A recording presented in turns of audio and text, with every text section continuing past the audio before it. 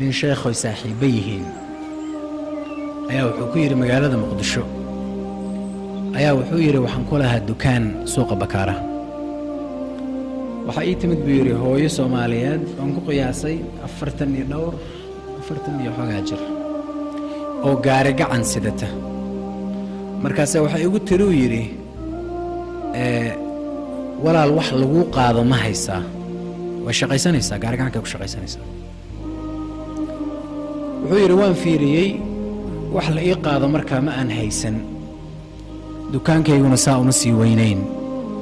laakiin marka aan fiiriyo rafaadka iyo macluusha ka muuqata gabadha iyo gaari gacanka ay sidato oon qiyaasi karo waxa u geeyey inay gaari gacan bakaaraha ku dhex wado marba dukaan istaagto ay tiraahdo kiish sonkora ma kuu qaada aan garan karo waxa ku qasbi kara ayaan saa markaan u fiiriyaa wuxuu yidhi waxaan is idhi bal gacmo maran yaysan ku laabane waxaan idhi haa labadaas kiintaaloo sonkorta ah midna burka yahay intaad halkan maaragtay iga qaadid halkaas gee wuxuu yidhi waan la saaray anaa u saaray gaarigacankii anoo weli ka naxsan ayay dhaqaaqda laba tillaaba markay ka qaaday la dhacdo labadii kiintaal ee gaarigacankii waa naxuu yidhi waa ka daba tegey markaasaan ku idhi walaal iska daa maya dhib ma laha walaal waa xoogaa waa yaro maaragtay wax baan meelo kalen ka fakaraayay dhib ma laha waa la saaruyen mar labaad dukaankan ku soo laabtay kursi kanoo kale aan ku fadhiistay halkaasoo kale laba tillaaboo kale markay qaaday haddana la dhacda markaasaan ka daba tego waxaan ku yidhaahday walaalay ummadda nebi maxamed haddaad ka mid tahay lacagtii hoo imisaad iigu geyn lahayd intaas $5 $4 waxay ahaataba hoo waa taqaado waxba ha qaaday anaa geysan ilaahay khayraa ku siiya iska soco maya tiri maya abadan waa inaan qaadaa oon shaqaystaa oo halkii aad tiri bakhaarka kale iigee aan ku geeyo walaal iiddaa aan shaqaystaa innagoo murmaynuu yidhi oo meeshii wada taagan ayaa waxaan hoos u fiiriyey hal mar lugaheeda iyo dacaska ay qabto markaasaan waxaan arkuu yidhi dheecaan dhiig u eg oo lugaheeda ka tifqaaya markaasaan waxaan ku iruu yidhi walaal maxaa dhacay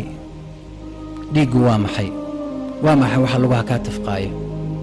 waa 2008 waa muqdisho waa suuqa bakaaraha waxay igu tiri yidhi hadal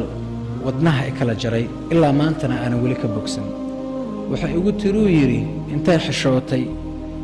oo xijaabka indhaha saaratay ay si tartiiba waxay igu tiri adeer xalan umula waxaan shaqaysanayo waa caanihii ilmihii aan xalay umulay aan siin lahaa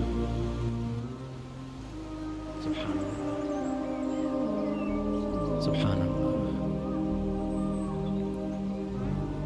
markaasaa adduun kale iyo siyaasad iyo ra'iisul wasaare iyo madaxweyne iyo maamul goboleed iyo makhaayado iyo guryo aan har iyo habeenba isku dilnaa waxay tiri xalan umulay tiri dhiigga iga socdaana dee waa dhiiggii ka socon jiray dad kasta umusha ilmihii aan xalay umulay caanahan siisan lahaa ayaana gaari gacankaas u wataa qorraxdaas iyo ciriddaas aan suuqa bakaaraha ula dhex wareegayo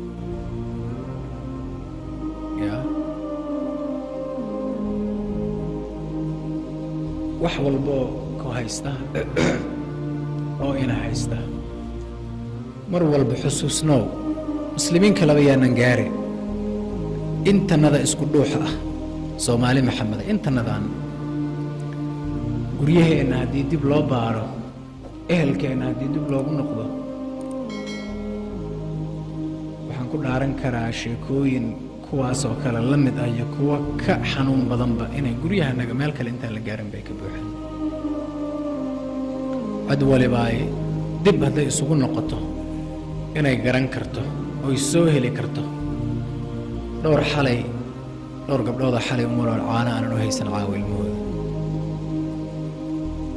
marka nimcooyinka ilaahay uu nagu galladaystay oon halkan ku fadhinno barwaaqadan iyo nabaddan wa asbaqa calaykum nicamahu daahiratan wa baatina wain tacudu